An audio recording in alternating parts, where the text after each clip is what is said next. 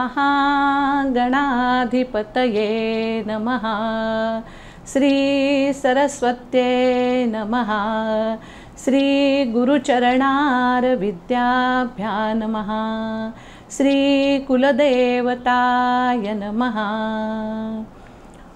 वक्रतुंड महाकाय सूर्यकोटि समप्रभो निर्विघ्नं कुरु मे देव सर्वकार्येषु सर्वदा। या कुन्देन्दुतुषारहारधवला या शुभ्रवस्त्रामृता या वीणावरदण्डमण्डितकरा या श्वेतपद्मासना या ब्रह्माच्युतशङ्करप्रभृतिर्देवै सदा वन्दिता सा मां पातु सरस्वती भगवती निःशेषजाड्यापहा। गुरुर्ब्रह्मा गुरुर्विष्णु गुरुर्देवो महेश्वरा गुरुर्साक्षात् परब्रह्म तस्मै श्री गुरुवे नमः। मूकं करोति वाचालं पङ्गुलङ्घयते गिरिं यत्कृपातमहं वन्दे परमानन्दमाधवं।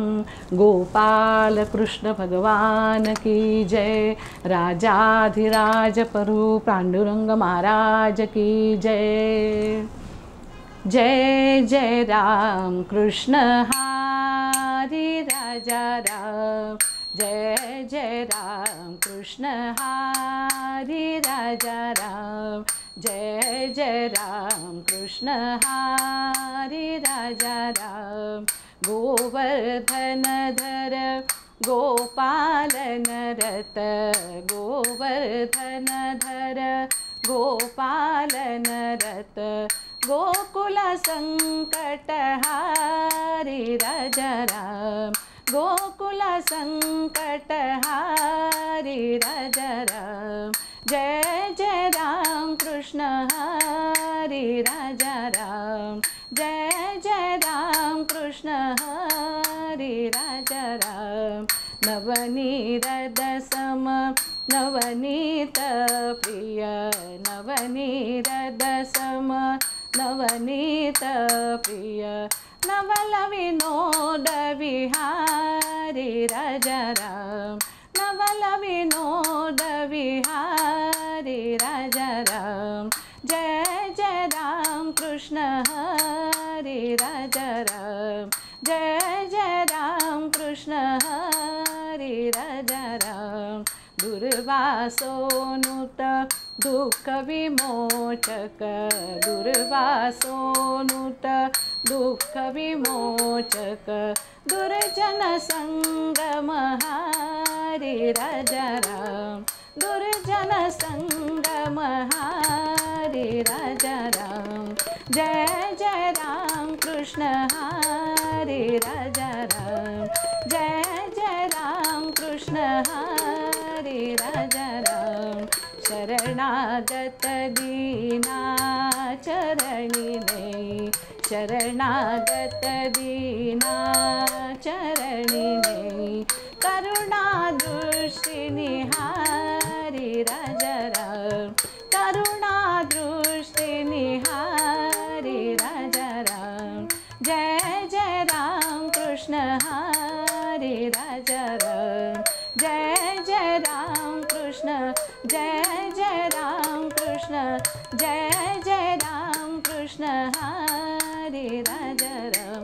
राम राम राम राम सीताराम सीताराम राम राम राम राम सीताराम सीताराम राम राम राम सीताराम सीताराम राम राम राम सीताराम सीताराम राम राम राम राम सीताराम सीताराम राम राम राम राम सीताराम सीताराम। पुंडलिक वरदा हरी विठ्ठल श्री ज्ञानदेव तुकाराम। पंढरीनाथ महाराज की जय। पंढरीनाथ महाराज की जय। उत्तम ही जाना भगवत भक्ति उत्तम ही जाना भगवत भक्ति पर उपकारे देह जिजावा पर उपकारे देह जिजावा पाप ताप संदेह मिटावा पाप ताप संदेह मिटावा लोकसंग्रहाचा सदा वसावा लोकसंग्रहाचा सदा असावा मनी निज ध्यास मनी निज ध्यास मनी निज ध्यास मनी निज ध्यास उत्तम हि जाणा भगवत भक्ती उत्तम हि जाणा भगवत भक्ती माय बाप गुरु चरण वंदन माय बाप गुरु चरण वंदन नित्य करावे काही साधन नित्य करावे काही साधन दास म्हणे येणे भावे समाधान दास म्हणे येणे भावे समाधान जन हो जाणा ही वेदाज्ञा जन हो जाणा ही वेदाज्ञा उत्तम हि जाणा भगवत भक्ती उत्तम हि जाणा भगवत भक्ती उत्तम हि जाणा भगवत भक्ती। समर्थ रामदासाने उत्तम हि जाणा भगवत भक्ती हा अभंग लिहिला आहे आणि या अभंगातून ते आपल्या सर्वांना भक्ती कशी करावी भक्ती उत्कृष्ट अशी कशी असावी याबद्दल त्यांनी आपल्याला सांगितलेले आहे। पर उपकारे देह जिजावा हे सांगताना ते नेहमी म्हणतात की आपण दुसऱ्यासाठी सतत झिजत राहावं आणि हेच नेमकं तत्त्व वारीमध्ये सगळे भक्त आपापसात अंमलात आणत असतात एकमेकांना मदत करत असतात एकमेकांना सहाय्य करत असतात म्हणजेच वारीमध्ये एकमेकांना धरून राहणं एकमेकाची काळजी घेणं हेच वारीचं तत्त्व त्यांनी आपल्याला सांगितलेलं आहे। आणि कितीतरी दिवस आधी गावागावातून दिंड्या निघालेल्या आहेत आणि सगळ्यांचं एकच ध्येय आहे की आपण आता वारीला जावं आणि वारी म्हणजे काय तर अहो नित्य नियमाने जे केलेलं काम आणि असं तीर्थक्षेत्र की पंढरपूरला जाऊन तिथे पोचणं म्हणजे वारी आणि ही वारी म्हणजे दरवर्षी सातत्याने सगळेजण करतात। शेतीची कामं झाली लावणी झाली की सगळ्यांना वेध लागतात ते वारीचे कारण आषाढ महिना येतो आणि आषाढाच्या एकादशीला ही वारी सुरू होते। प्रत्येक जणाला पंढरपूरला जायची घाईच झालेली असते आणि म्हणून प्रत्येकजण पांडुरंगाचा ध्यास घेऊन मनामध्ये हा पांडुरंग कसा भेटेल कुणाला भेटेल वारीत भेटेल का अशा आशयाने अशा प्रेमाने भक्तिभावाने प्रत्येकजण एकमेकाशी आदरयुक्त भावनेने एकमेकाशी बोलत असतं आणि हे पायी चालताना डावा पाय की उजवा पाय ह्यांची कुणाची एकमेकाशी स्पर्धा नसते तर डावानंतर उजवा उजव्यानंतर परत डावा असं पाऊल टाकत टाकत ते पंढरपूरला पोचतात आणि पंढरपूरला विठोबाला भेटणं हेच त्यांचं ध्येय असतं आणि म्हणून प्रत्येकजण भक्तिभावाने वारी पुढे पुढे चालत असतं आणि भक्तिभावाने पंढरपूरला जाऊन पोचण्याचा ध्यास त्यांना लागलेला असतो। अशी वारी प्रत्येकजण दरवर्षी करतं वर्षोनवर्ष करतं। आज 90 वर्षाचे माणसं वृद्ध माणसंसुद्धा या वारीत सहभागी होतात आणि जीवाची तमा न बाळगता तेच अखंड चालतात। कुणी त्यांना वाटेत गाडी दिली ट्रक दिला तर ते म्हणतात नको आम्ही पायी वारी करणार। हा एकच ध्यास त्यांचा असतो की पांडुरंगाला भेटणं आणि वारी पूर्ण करणं। वर्षोनवर्ष हा घेतलेला वसा पूर्ण करण्यासाठी ते आपल्या जीवाची तमा बाळगत नाही। कोणती वाटेत संकट आली तरी त्याची तमा बाळगत नाही एकमेकाला मदत करतात पण वारी पंढरपूरला जाऊन पूर्ण करतात। हा ध्यास वर्षोनवर्ष ते करतच असतात। या वारीमध्ये पंढरपूरला पोचल्यावर सर्व भक्तांना ओढ लागते ती जशी पंढरीच्या विठुरायाची लागते तशी चंद्रभागेमधल्या स्नानाची। ही चंद्रभागा मोठ्या बहिणीसारखी सगळ्यावर मायेने प्रेम करते आणि ही कधीही रौद्र रूप धारण न करता सगळ्यांसाठी अखंड वाहत असते। आणि या चंद्रभागेमध्ये स्नान केलं की सगळ्यांचं पापक्षालन होतं आणि चंद्रभागेत स्नान करून विठ्ठलाचं दर्शन घेतलं की बहुत पुण्य मिळालं, खूप पुण्य मिळालं असं लोकांना वाटतं आणि ह्या श्रद्धेने प्रत्येकजण चंद्रभागेमध्ये स्नान करतं। ही चंद्रभागा भीमा नदीला चंद्रभागा हे नाव ठेवलं आहे आणि ही पंढरपुरात अखंड वाहते, मोठ्या बहिणीसारखी सर्वांवर माया करते। विठ्ठलाचे निस्सीम भक्ती करणारे संत नामदेव, या नामदेवांनी आयुष्यभर विठ्ठलाच्या भक्तीचा ध्यास घेतला। विठ्ठल त्यांनी आपल्या भक्तीने विठ्ठलाला आपल्याकडे जेवायला बोलावलं।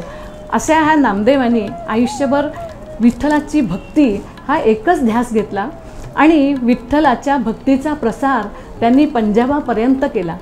आणि ह्या नामदेव महाराजांनी आयुष्यभर विठ्ठलाची चाकरी केली म्हटलं तरी चालेल आणि म्हणून जेव्हा अंतिम क्षणीसुद्धा त्यांनी विठ्ठलाच्या मंदिराच्या पायरीवर आपली समाधी बांधली, तिथेच त्यांनी समाधी घेतली आणि म्हणून नामदेवाची पायरी असं प्रसिद्ध नाव त्या तिथे आहे आणि सर्व भक्त नामदेवाच्या पायरीचं दर्शन घेतात आणि मग पंढरपूरच्या विठुरायाचं दर्शन घ्यायला सगळेजण जातात। या आषाढ महिन्यातल्या एकादशीला असं काय विशेष महत्त्व आहे की सगळेजण पंढरपूरला जातात? तर आषाढी एकादशीच्या दिवशी सगळेजण त्या दिवशी पंढरपुरात पोचतात। एक राजा असतो आणि त्या राजाकडे त्याची जी जमीन असते ती सगळी दुष्काळी झालेली असते। हे दुष्काळी जमीन सुकाळी कशी व्हावी म्हणून राजा फार चिंतेत असतो आणि सर्व प्रजेला कशा प्रकारचं चांगलं अन्न मिळेल म्हणून आपली जमीन कशी चांगली सुपीक होईल म्हणून राजा फार चिंतेत असतो। पण त्याला अंगिरा ऋषींनी त्याला असं एक व्रत करायला सांगितलं की हे राजा, तू जर आषाढ महिन्यातल्या एकादशीला उपवास केलास तर मनोभावे असा उपवास तू कर आणि तुझ्या राज्यामध्ये जी अशी नापीक जमीन आहे ती सुपीक कशी होईल ह्यासाठी तू देवाची प्रार्थना कर। आणि तो दिवस असतो आषाढी एकादशीचा आणि तो राजा हे विष्णुदेवांचं व्रत समजून तो उपवास करतो आणि त्याला त्याच्या राज्यातली जी जमीन असते ती सुपीक होते आणि म्हणून तो त्या विठ्ठलाचे किंवा विष्णुदेवांचे खूप आभार मानतो आणि तेव्हापासून दुष्काळ नाहीसा होतो आणि म्हणून त्या आषाढी एकादशीचा उपवास करून हे व्रत त्या दिवशीचं सगळ्यांनी करून सर्व भक्तगण सर्व वारकरी ह्या आषाढी एकादशीचं महत्त्व द्विगुणित करतात आणि सगळेजण त्या दिवशी उपवास करतात। यामध्ये एक गमतीचा भाग म्हणून उपवासाच्या दिवशी आपण वेगवेगळे पदार्थ खातो, पण यांनी विष्णूचं व्रत सांगताना सांगितलं आहे की या दिवशी फक्त उपवासाचेच पदार्थ खा, पण नाही जमलं तर निर्जळीसुद्धा करता आला तर तुम्ही करा। पण आजकाल उपवास म्हटलं की अहो बायकांची धावपळ होते, ह्या प्रकार करू की तो प्रकार करू असं म्हणून सगळेजण लगबग सुरू होते आणि म्हणतात हा उपवास मज लागला, हा उपवास मज लागला, हा उपवास मज लागला, हा उपवास मज लागला। खारका भिजविल्या 10, उकडले बटाटे 6, खारका भिजविल्या 10, उकडले बटाटे 5, वर खिचडी खाईन तशीच बाई बाई उपवास मज लागला, हा उपवास मज लागला, हा उपवास मज लागला। वाडगा भरून लापशी घेतली करून गोडशी, वाडगा भरून लापशी घेतली करून गोडशी, वर खिचडी खाईन तशीच बाई बाई उपवास मज लागला, हा उपवास मज लागला, हा उपवास मज लागला। अहो एवढं सगळं खाल्लं तरीसुद्धा उपवास लागला म्हणतात। मग काय केलं माहिती आहे का? हा उपवास मज लागला, हा उपवास मज लागला, दही भात करून चापला ग बाई बाई उपवास मज लागला, हा उपास माझा मोडला, हा उपास माझा मोडला, हा उपास माझा मोडला, हा उपास माझा मोडला. पण भक्तिभावाने जर आपण उपास केला आणि ह्या विठुरायाचं व्रत केलं तर प्रत्येकाला हा विठुराया आवश्यक असं त्याच्या मनातलं जो भक्तिभावाने त्याने केलेलं असतं ते सगळं त्याला मिळतं, असं ह्या एकादशीचं महत्त्व आहे. वारकरी एकमेकाला माऊली माऊली म्हणतात. ज्ञानेश्वर महाराज, तुकाराम महाराज या सर्वांनी विठ्ठलाला माऊली म्हणून हाक मारली आणि याला माऊली हाक मारताना त्यांनी अगदी आईसारखीच आर्त अशी हाक मारली. आणि ही हाक मारताना प्रत्येकजण माऊली माऊली म्हणून एकमेकाचा आदर करतो, एकमेकाला प्रोत्साहन देणं, एकमेकाच्या मदतीस धावून जाणं, एकमेकाला सहकार्य करणं हे या दिंडीमध्ये सगळेजण करतात. या वारीमध्ये सगळेजण एकमेकाची मनापासून काळजी घेतात आणि एकमेकाला वाकून नमस्कार करतात आणि तिथे लहान मोठा जाती असा कोणताही भेदभाव न बाळगता ते एकमेकाला माऊली ह्या आदरयुक्त भावनेने एकमेकाचा सन्मान करतात. या शब्दातच इतकी ताकद आहे की माऊली म्हणजे केवळ आईलाच संबोधलं नाही आहे, तर माऊली म्हणजे एकमेकाबद्दल असलेला जिव्हाळा, प्रेम, आपुलकी हे साध्य होतं. म्हणून एकमेकाला आदरयुक्त संबोधताना आपण ह्या माऊलीमध्येच प्रत्येकाचं जे प्रेम आहे ते दिसून येतं. म्हणून वारकरी सगळेजण एकमेकाला माऊली म्हणतात. वारीमधून चालताना हे सगळे भक्त एक लक्षात ठेवतात की भक्ती आणि शांतीचा प्रवास म्हणजे वारी.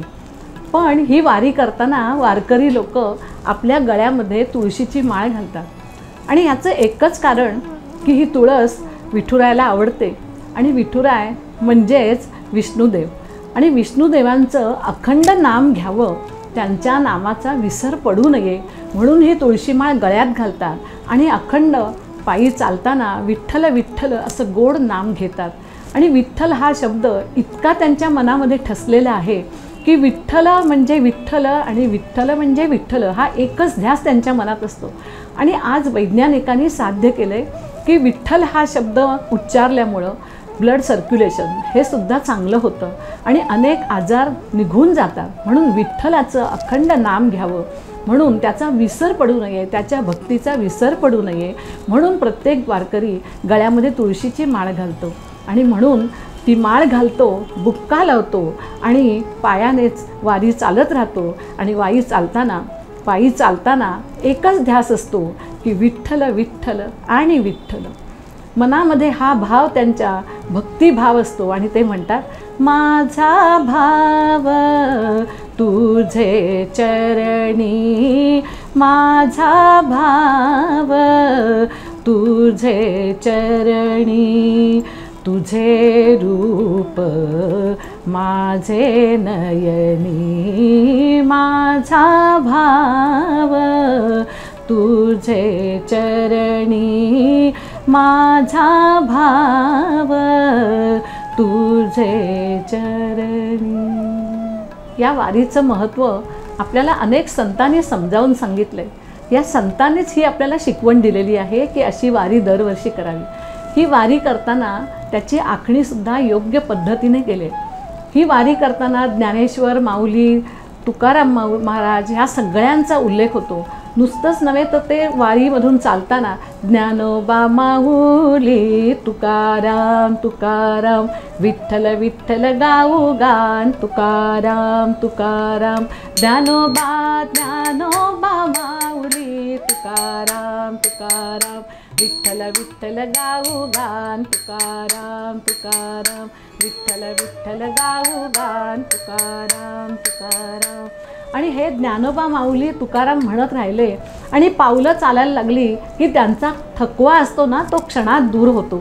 इतकी ह्या नामामध्ये, त्यांच्या नामामध्ये, या अभंगामध्ये ताकद आहे आणि म्हणून ते भक्तिभावाने असा जयघोष करत असतात. या संतांनी इतका छान असा आदर्श घालून दिला की प्रत्येक गोष्ट का करावी, कशी करावी याचा वस्तुपाठच आपल्याला दिला आणि आधी केले मग सांगितले असं आहे. प्रत्येक वेळेला या संतांनी ज्या ज्या गोष्टी आपल्याला शिकवल्या त्या स्वतः प्रत्यक्ष करून बघितल्या आणि मग आपल्याला त्याचा आदर्श घालून दिला. हे संत हे कसे आहेत माहिती आहेत का? पृथ्वीवरचे चालते बोलते परमेश्वर आहेत. ह्या परमेश्वराचा आपल्याला नेहमी सहवास मिळावा म्हणून संतांच्या सहवासात आपण नेहमी राहावं. त्यांनी जे काही आपल्याला सांगितलं आहे ते आत्मसात करण्यासाठी आपण नेहमी प्रयत्नशील असायला पाहिजे. कारण संत हे कसे असतात तर चंदनासारखे ते झिजतात. चंदन स्वतः झिजतं आणि मग त्याचा सुगंध आपल्याला दरवळतो. तसे ते स्वतः सगळ्या गोष्टी करून दाखवतात आणि मग आपल्याला तू पुढे जाशील, कुठे तुला संकट येईल, हे सगळं ते आपल्याला इतकं समजावून सांगतात. कधी कधी आपण त्याच्याकडे लक्ष देत नाही, पण संत आईच्या मायेने आपल्यावर प्रेम करतात आणि म्हणून कुठेही संकट असलं तरी ते आपल्याला आधी सावध करतात.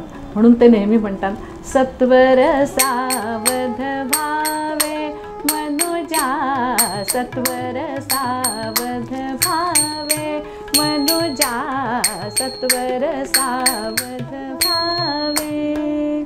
तसे ज्ञानेश्वर, तुकाराम महाराज, नामदेव महाराज असे सगळे, एकनाथ महाराज, अनेक संत आपल्या महाराष्ट्रात, या संतांची आपल्याला मांदियाळीच मिळालेली आहे असं म्हणायला पाहिजे.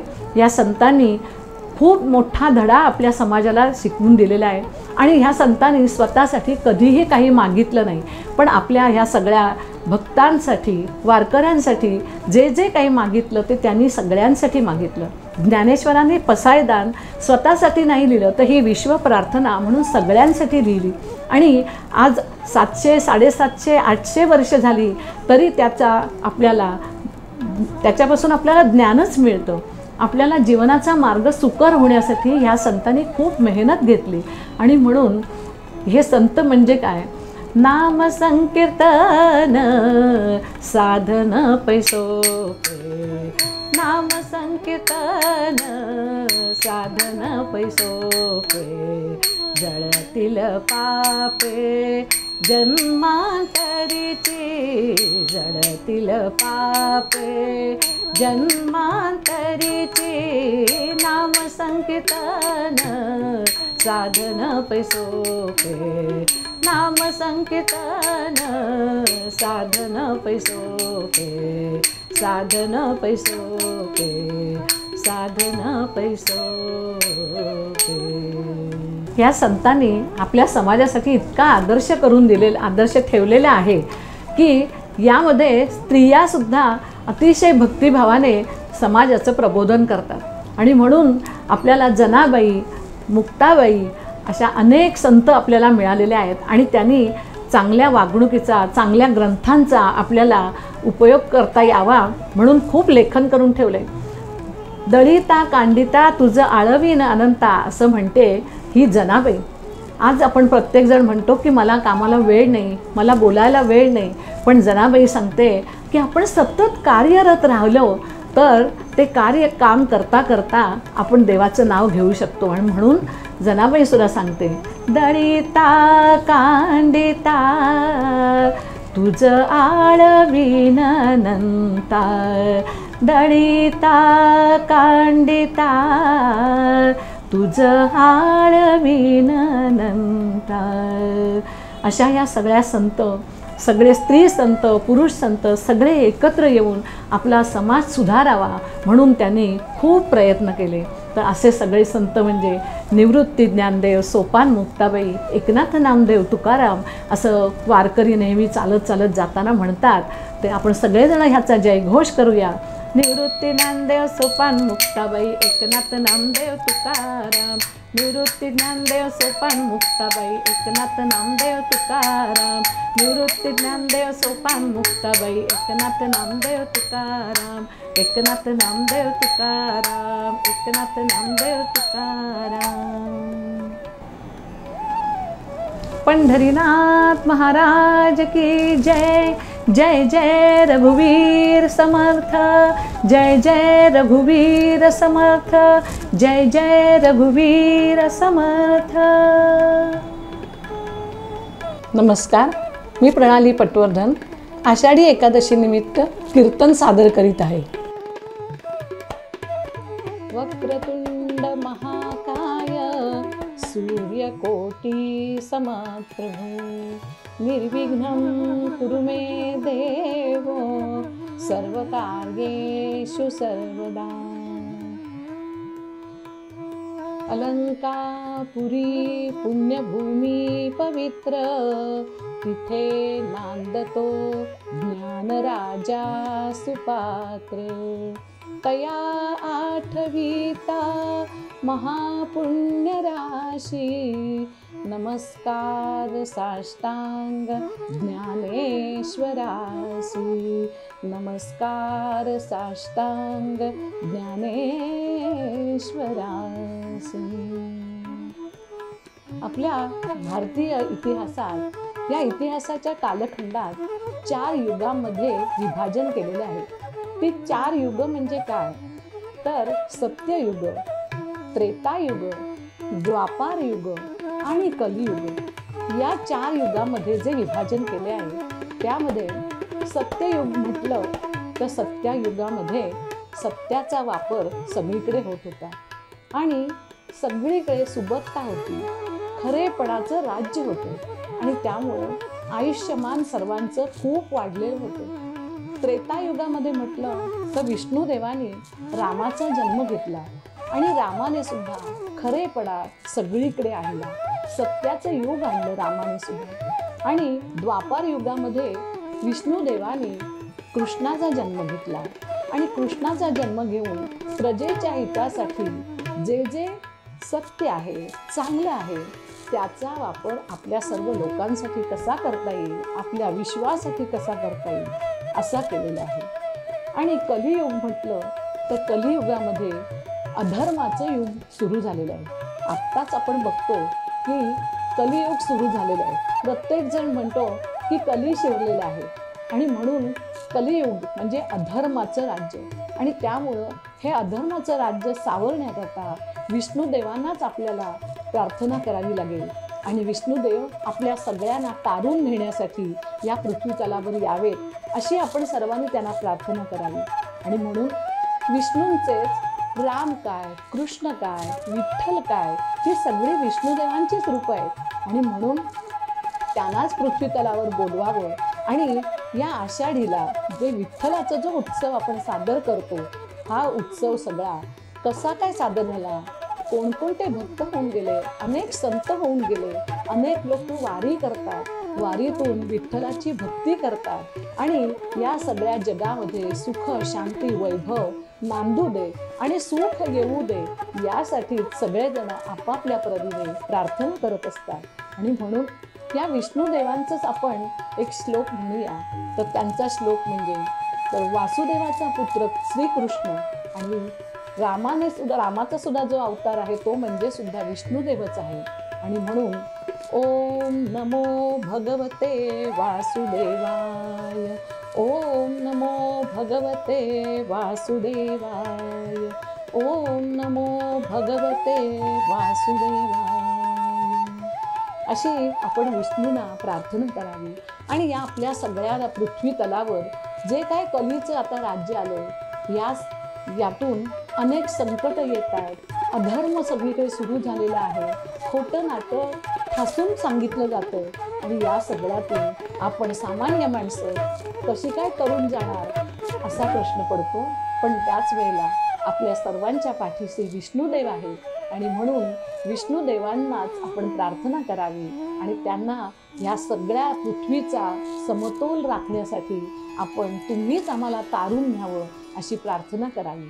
आणि म्हणून मला वाटतं की त्यांना म्हणावं, भूतली अवतरतो दया घन, भूतली अवतरतो दया घन, भूतली अवतरतो.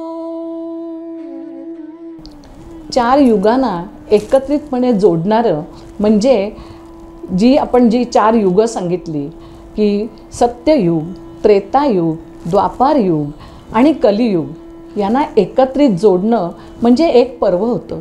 या पृथ्वी तलावर सगळ्यांना जोडून एकत्र ठेवण्यासाठी या युग वेळोवेळी आपापल्या पद्धतीने धर्माचं राज्य पृथ्वी तलावर आणत असतात.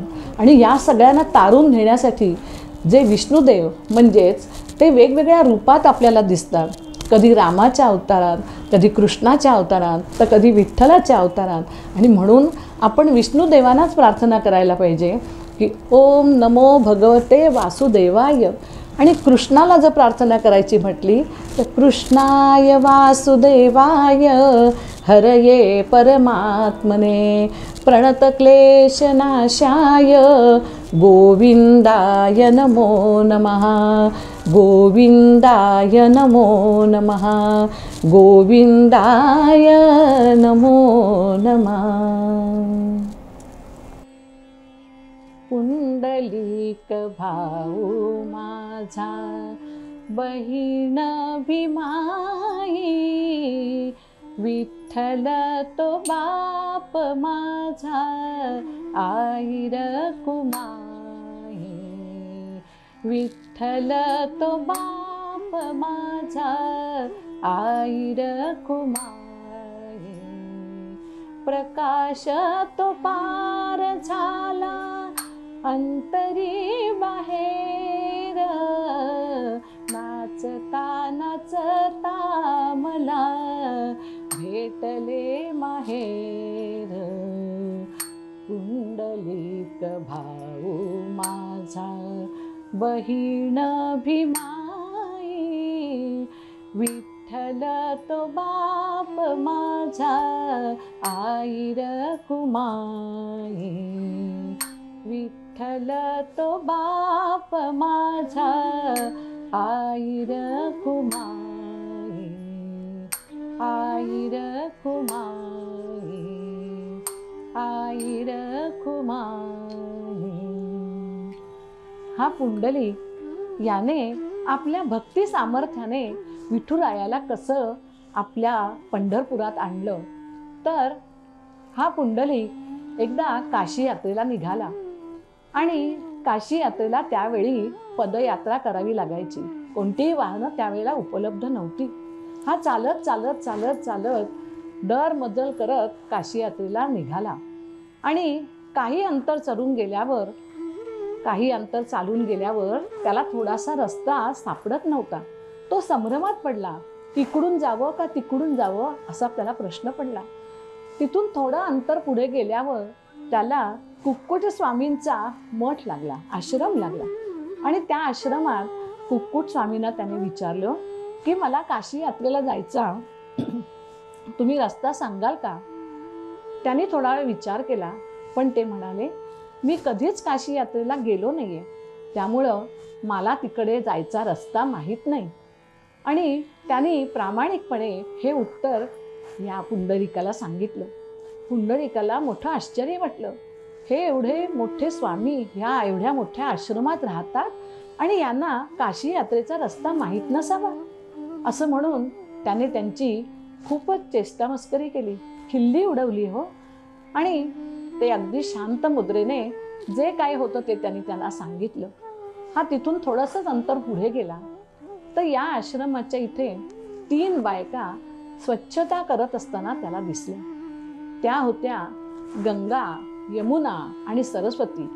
या तिघी स्त्रियांची स्वच्छतेबद्दलची खूप त्याने पाहणी केली तरी तो संपूर्ण आश्रम अगदी लखलखीत चकचकीत त्यांनी ठेवलेला होता।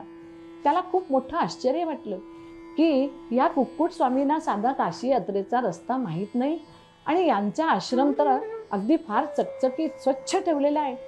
म्हणून तो त्यांना विचारतो की तुम्हाला माहिती आहे का काशी यात्रेला जायचा रस्ता? त्या म्हणाल्या आम्हाला पण माहिती नाही। आणि तो त्यांना म्हणतो की कुक्कुट स्वामींना सुद्धा रस्ता माहिती नाही।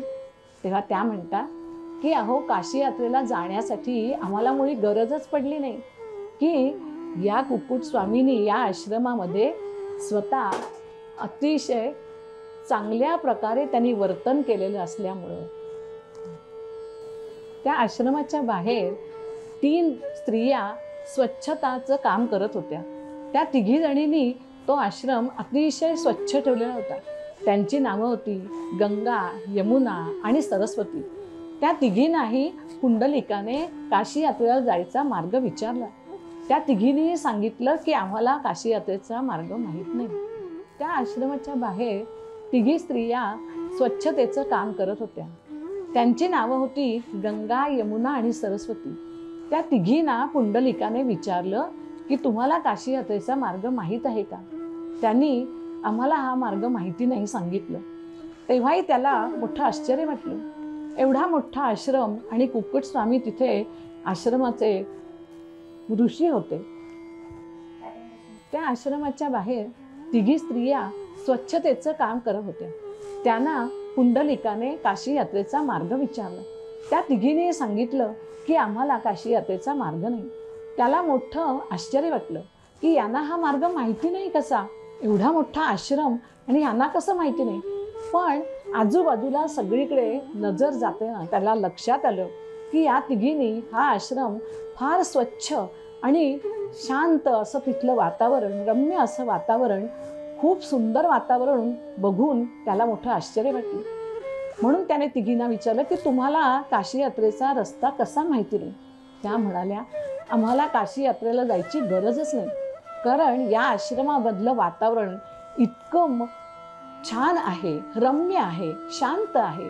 त्यामुळं इथल्या पवित्र लहरी या सगळीकडे विहरतात आणि त्यामुळं आम्हाला काशी यात्रेला जायची गरज भासली नाही.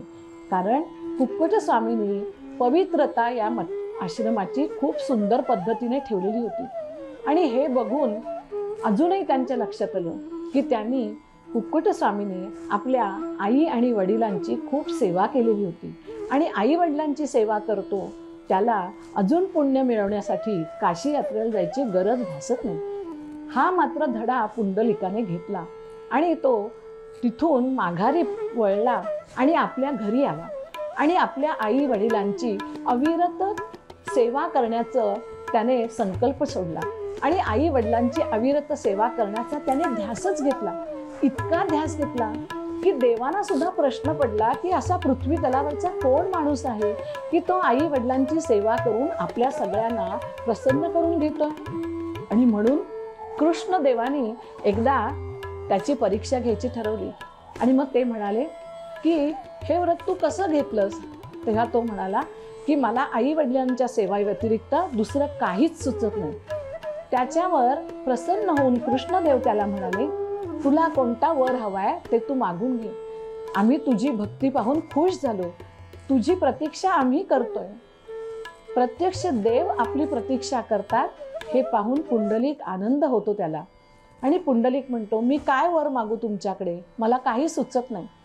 तेव्हा त्याची आई वडिलांची सेवा बघून तो म्हणतो की द्यायचंच असेल तुम्हाला तर तुम्ही असं आमच्या सर्व भक्तांवर तुमचं सावलीसारखं प्रेम ठेवा. सगळ्या भक्तांची तुम्ही आईसारखी काळजी घ्या. जसं पुंडलिक म्हणतो पुंडलिक भाऊ माझा, विठ्ठलाला बाप म्हणतात आणि रखुमाईला आई म्हणतात. असं सगळं जे आहे ते तुम्ही सावलीसारखं आमच्या सर्व भक्तांवर प्रेम करा. आणि म्हणून पुंडलिकाची भक्ती पाहण्यासाठी कृष्णदेव विठ्ठलाच्या रूपात येतात आणि वैकुंठीचा देव प्रत्यक्ष पुंडलिकाला पाहायला येतात. तेव्हा पुंडलिकाला हाक मारतात. वारंवार हाक मारल्यावर पुंडलिक सांगतो की मी माझ्या आई वडिलांच्या सेवेमध्ये मग्न आहे, त्यामुळं मला उठून येता येत नाहीये. पण तुम्हाला जर थांबायचंच असेल तर मी ही वीट देतो, या विटेवर तुम्ही उभे राहा. आणि त्या पुंडलिकाने टाकलेल्या विटेवर विठ्ठल उभा राहतो कमरेवर हात घेऊन. आणि सदैव कमरेवर हात घेऊन सगळ्या भक्तांच्या रक्षणाची जबाबदारी विठुराया घेतात. आणि म्हणून विठुराया त्याला असा वर देतात की माझ्याही नावाआधी तुझं नाव घेतलं जाईल.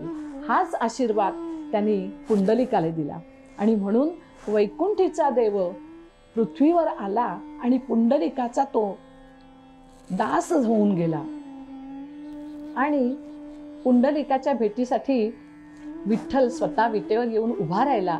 28 युग तो उभाच आहे आणि सगळ्या भक्तांची तो काळजी घेत आहे.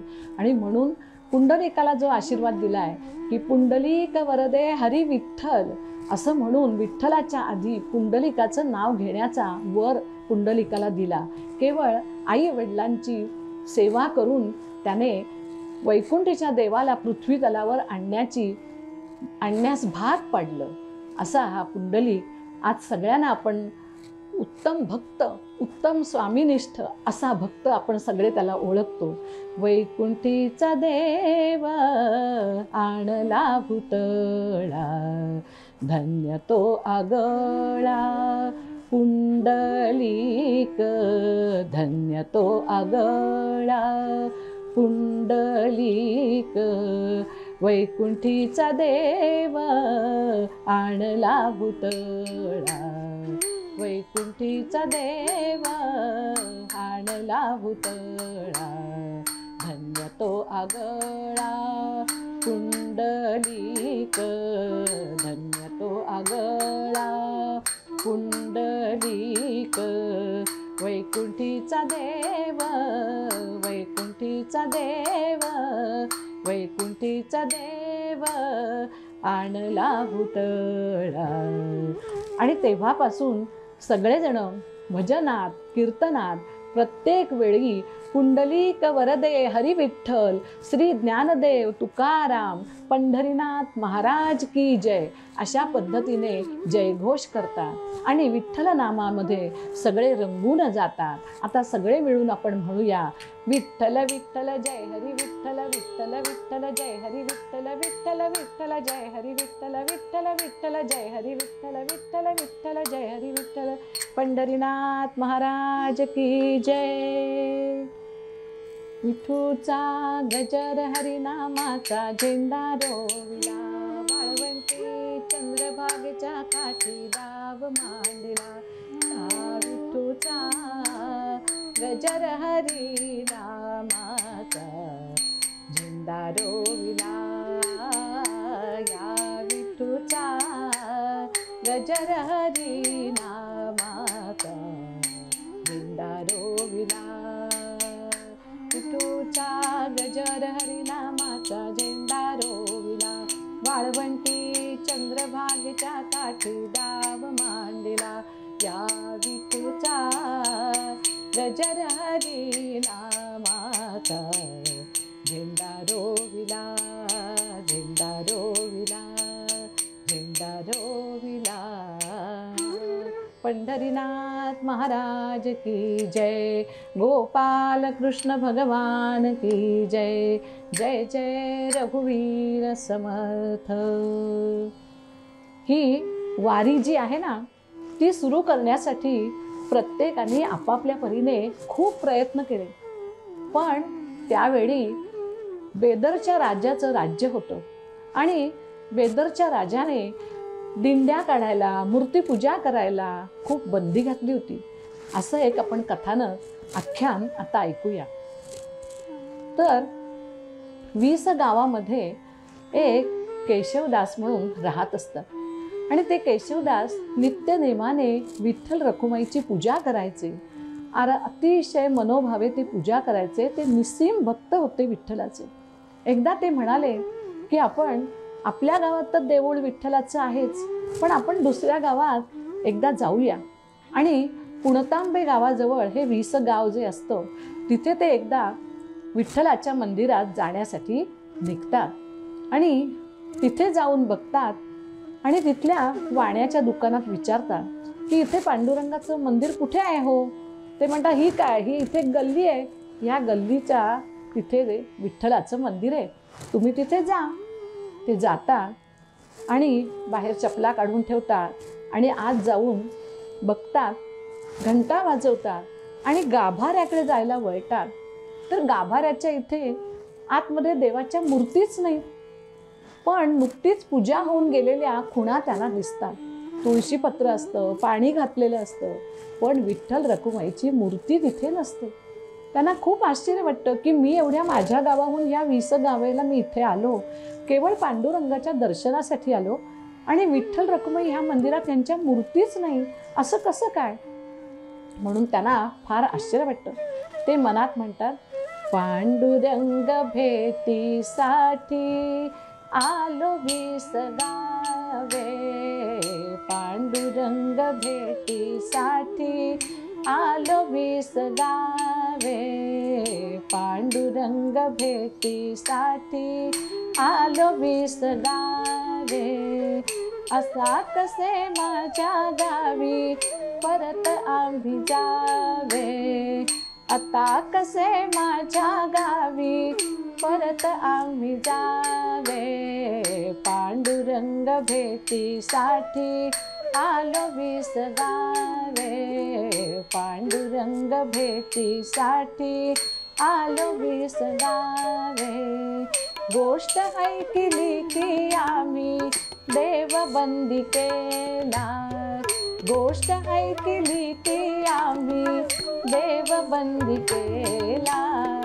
म्हणून आज आलो येथे खरे पाहण्याला. म्हणून आज आलो येथे खरे पाहण्याला. देव नाही त्या देवारी कसे आम्ही जावे. देव नाही त्या देवारी कसे आम्ही जावे. पांडुरंग भेटीसाठी आलो वीस गावे. आलो वीस गावे. आलो वीस गावे. मी पांडुरंगाच्या भेटीसाठी या 20 गावामध्ये आलो आणि या मंदिरात आल्यावर प्रत्यक्ष विठू रखुमाईच्या मूर्तीच नाही. आणि याचं दर्शन मी आता कसं घेऊ. आणि या विठ्ठलाचं दर्शन घेतल्याशिवाय मी माझ्या गावी माघारी परत कसा जाऊ असं त्यांना वाटून राहिलं. म्हणून त्यांनी पुन्हा त्या गावातल्या वेशीवर जाऊन काही लोक बसली होती त्यांच्याकडे चौकशी केली. त्यांनी सांगितलं, अहो बेदरच्या बादशाह आपल्याला मूर्ती पूजा करायला बंदी घालतो. मंदिरात जायला, पोथ्या वाचायला, भजन कीर्तन करायला बंदी आहे. अहो त्या मूर्ती विठ्ठलाच्या मंदिरात कशा असतील. कारण विठ्ठलाची मूर्ती पूजा करायला बेदरच्या बादशाने बंदी घातले. मग कशा असतील मूर्ती तिकडे. अहो पण मूर्ती कुठेतरी ठेवलेल्या असतील ना. तुम्हाला माहिती असलं तर जरूर सांगा मला. ते म्हणतात, या गावामध्ये 3ऱ्या-4थ्या गल्लीमध्ये गेलेत तुम्ही तर तिथे माधवदास म्हणून राहतात आणि त्यांच्या घरी या विठ्ठलाच्या मूर्ती ठेवलेल्या असतात. तुम्ही बाकी कुणाला सांगू नका हा. फक्त तुम्ही विठ्ठलाचे भक्त आहात असं वाटलं म्हणून मी तुम्हाला सांगितलं. ते म्हणाले, तुम्ही काही काळजी करू नका. मी बघतो आणि माधवदासांची भेट घेतो. माधवदासांकडे ते येतात आणि सगळं विचारतात. मी कुठून आलो, काय आलो सगळं सांगतात. माधवदास म्हणतात, बेदरच्या बादशामुळं आपण मूर्ती उघडपणे देवळात ठेवू शकत नाही आणि म्हणून मी त्यांना धान्याच्या बडद्यामध्ये या मूर्तींना ठेवलं आहे. पण मी रोज सकाळी लवकर उठून या मूर्तींची पूजा करतो, मनोभावे आरती करतो आणि विठ्ठलाला सांगतो की बाबा उघड तुला देवळात उभं राहता यावं, एवढं मात्र तुम्ही आता जरूर काळजी घ्या. माधवदासांनी केशवदासांना सांगितलं की बेदरच्या बादशामुळं आपल्याला उघड विठ्ठलाच्या मूर्तीची पूजा करता येत नाही.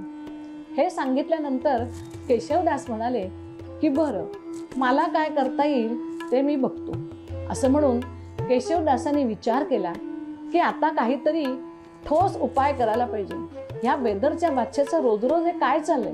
म्हणून ते बैलांना जुंपतात, बैलगाडी जुंपतात आणि बेदरच्या दिशेने प्रवास करायला सुरुवात करतात. बैलगाडी छान जुंपलेली असते, गळ्यात घुंगराच्या माळा असतात, ढवळ्या पवळ्या तयार झालेल्या असतात.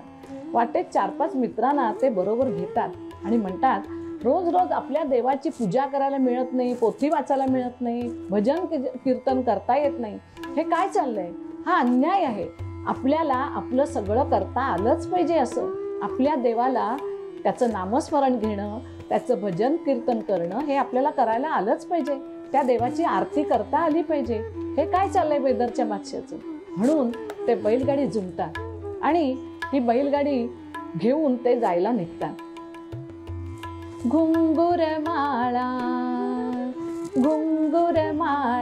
कुळकुळती गळा, घुंगुर माळा कुळकुळती गळा, अजूनी चल जायचे पुढे, चल ढवळ्या, चल पवळ्या, अजूनी चल जायचे पुढे. घुंगुर माळा कुळकुळती गळा, घुंगुर माळा कुळकुळती गळा, अजूनी चल जायचे पुढे, चल ढवळ्या, चल पवळ्या, अजूनी चल जायचे पुढे. घुंगुर माळा ही पलीकडली डोंगर उतरण, चंद्रभागेच्या तीरावरी, पांडुरंग श्री विठ्ठल आहे 28 युग विटेवरी, 28 युग विटेवरी, कमरेवर ठेवून हात तो प्रेमळ पाही भक्ताकडे. चल चल ढवळ्या, चल चल पवळ्या, अजूनी चल जायचे पुढे. घुंगुर माळा खुळखुळती गळा, घुंगुर माळा खुळखुळती गळा, घुंगुर माळा खुळखुळती गळा. असं म्हणून ते बैलगाडी जोडून त्या बेदरच्या दिशेने प्रवास करायला सुरुवात करतात. आणि बराचसा अंतर केल्यावर त्यांची बैलगाडी थांबते आणि पुढचा रस्ता त्यांना पायीच चालत जावं लागत असते, कारण पूर्ण रस्ता झालेला नसतो. आणि म्हणून 4-5 मित्रांना घेऊन केशवदास पुढचा रस्ता पायी चालत जातात. आणि त्यावेळेला त्यांच्या खांद्याला एक झोळी असते. त्या झोळीमध्ये त्या जंगलाचा रस्ता पार करताना ते एक साप घेतात आणि तो साप आपल्या झोळीमध्ये ठेवतात.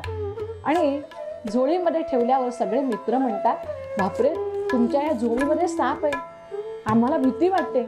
ते म्हणाले, तुम्ही घाबरू नका, हा साप मंत्राने सांगितलेल्याप्रमाणे तो वागेल, माझ्या आज्ञेमध्ये हा साप वागेल, तुम्ही काहीच काळजी करू नका, फक्त तुम्ही माझ्याबरोबर चला.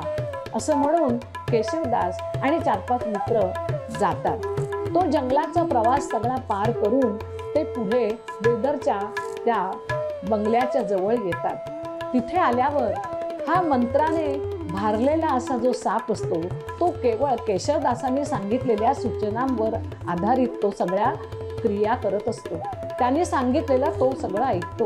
आणि म्हणून केशवदासांनी त्याला सांगितलेलं असतं की या बेदरच्या बादशाह आहे, त्याच्या बेगमच्या महालात तू जा आणि तिला तू चाव असं सांगितलेलं असतं. तिला तेव्हा चावल्यानंतर तो साप बरोबर पुन्हा परत केशवदासांकडे येतो. पुन्हा ते त्याला झोळीत ठेवतात. त्याप्रमाणे केल्यानंतर बरोबर लगेचच तिला तो चावल्यानंतर सगळं विष तिच्या अंगात भिनायला लागतं. आणि ते पाहून ती खूप ओरडाआरडा करायला लागले.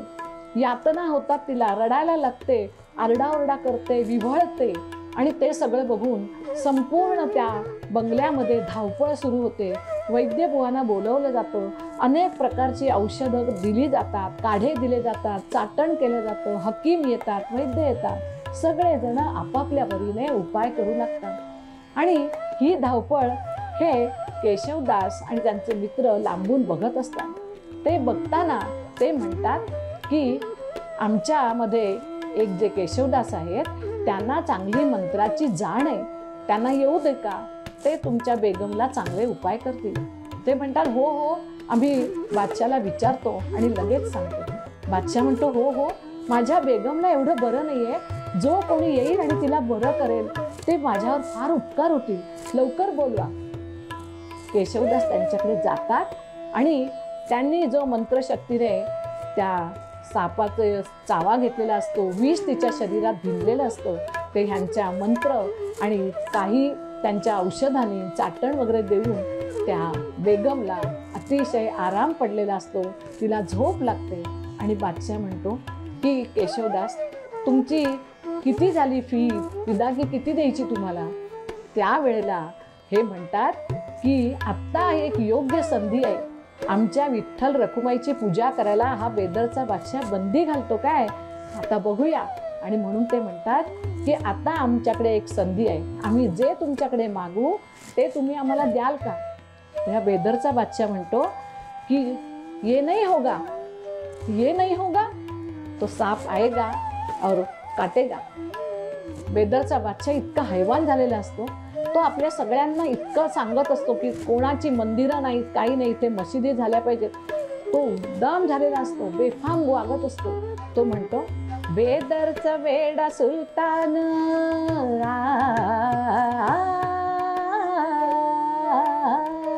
बेदरचा वेडा सुलतान झाला हैवान, काढलं फरमान, काढलं फरमान, काढलं फरमान.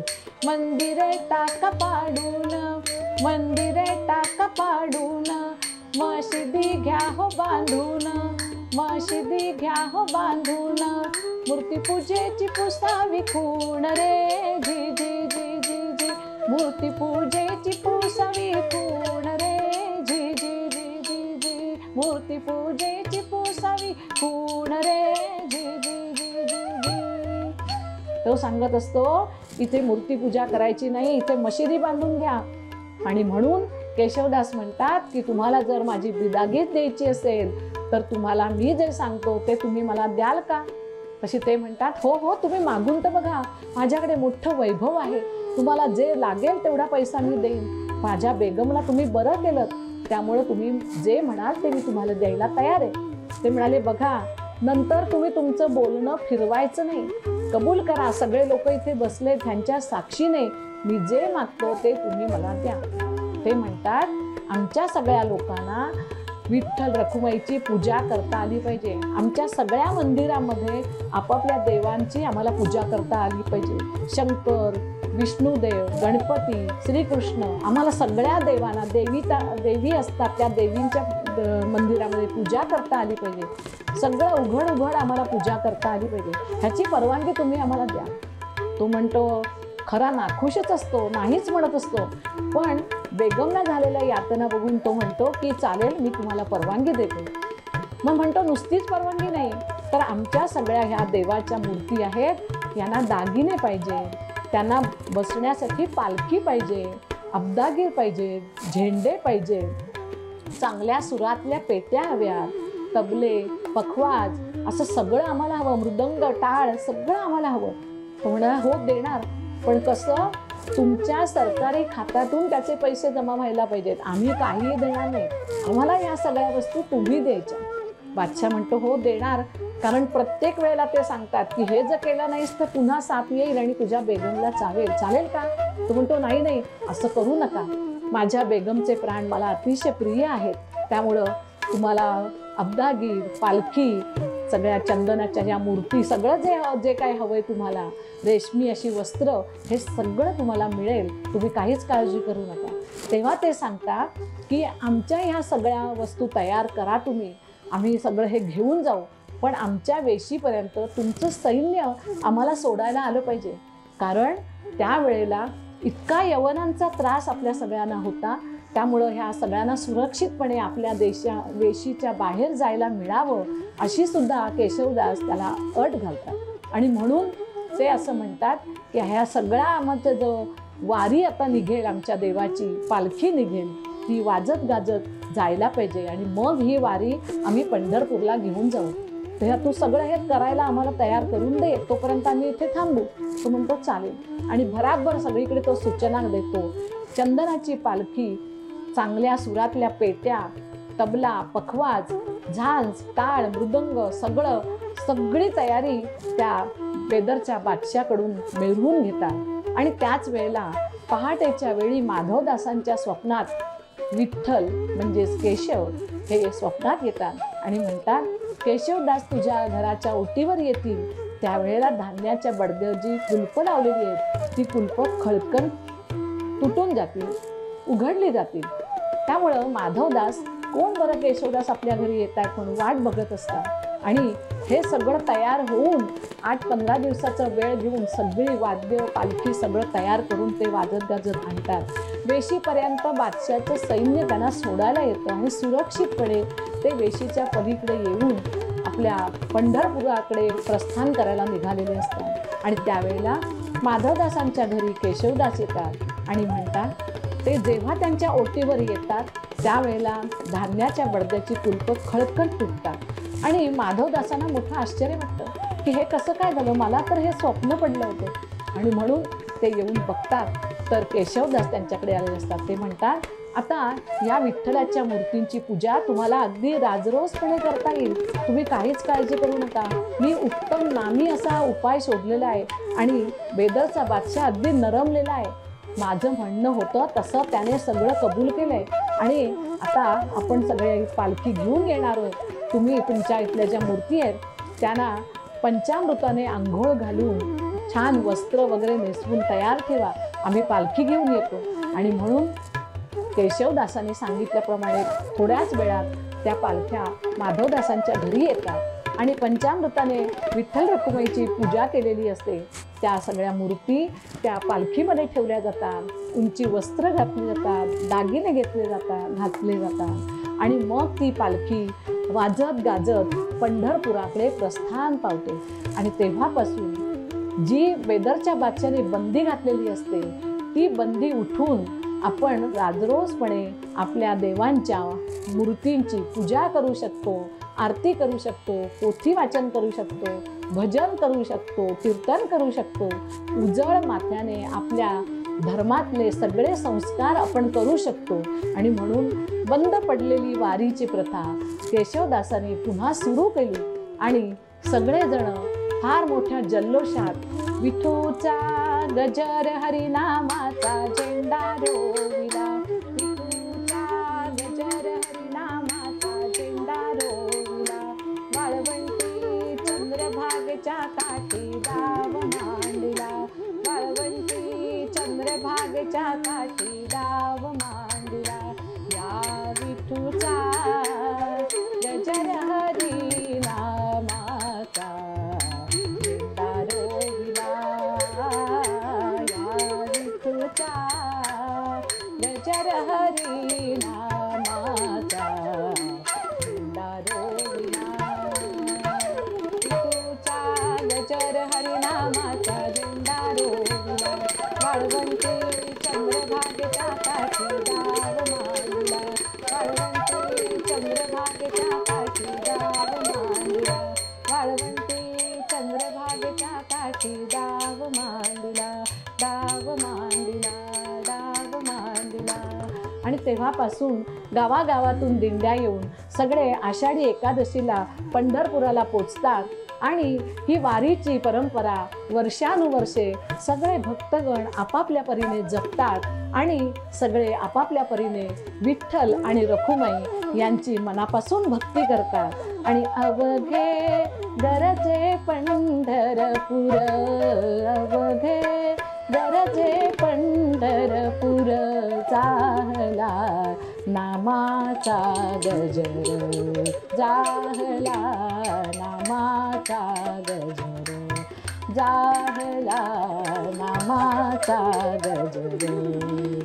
असे म्हणून पंढरपूरला सगळे भक्तगण येतात, नामदेवाच्या पायरीचं दर्शन घेतात, विठ्ठलाच्या कळसाच्या मंदिराच्या कळसाचं दर्शन घेतात आणि आपापल्या गावाला माघारी करतात. आणि हा पंढरपूरचा विठोबा दरवर्षी सगळे आपले भक्तगण पुन्हा पुन्हा या वारीमधून आपल्याला भेटीला यावेत, विठ्ठल त्यांना भेटावा आणि भक्तांना विठ्ठल भेटावा अशी ह्या विठू माऊलीची आस दरवर्षी प्रत्येकाला ह्या वारीची ओढ लागते. प्रत्येक जण ह्या वारीसाठी भराभर आपल्या घरातली शेतीची कामं उरकून कधी एकदा ही पंढरीची वारी होते आणि वारीमध्ये सगळे विष्णुमय जग होऊन जाईल अशी वाट बघत असतात. आणि म्हणूनच आपण म्हणूया, पुंडलिक वरदा हरी विठ्ठल, श्री ज्ञानदेव तुकाराम, पंढरीनाथ महाराज की जय. विठ्ठल विठ्ठल जय हरी विठ्ठल, विठ्ठल विठ्ठल जय हरी विठ्ठल, विठ्ठल विठ्ठल जय हरी विठ्ठल, विठ्ठल विठ्ठल जय हरी विठ्ठल, विठ्ठल विठ्ठल जय हरी विठ्ठल, विठ्ठल विठ्ठल जय हरी विठ्ठल. पुंडलिक वरदा हरी विठ्ठल, श्री ज्ञानदेव तुकाराम, पंढरीनाथ महाराज की जय. जय जय रघुवीर समर्थ.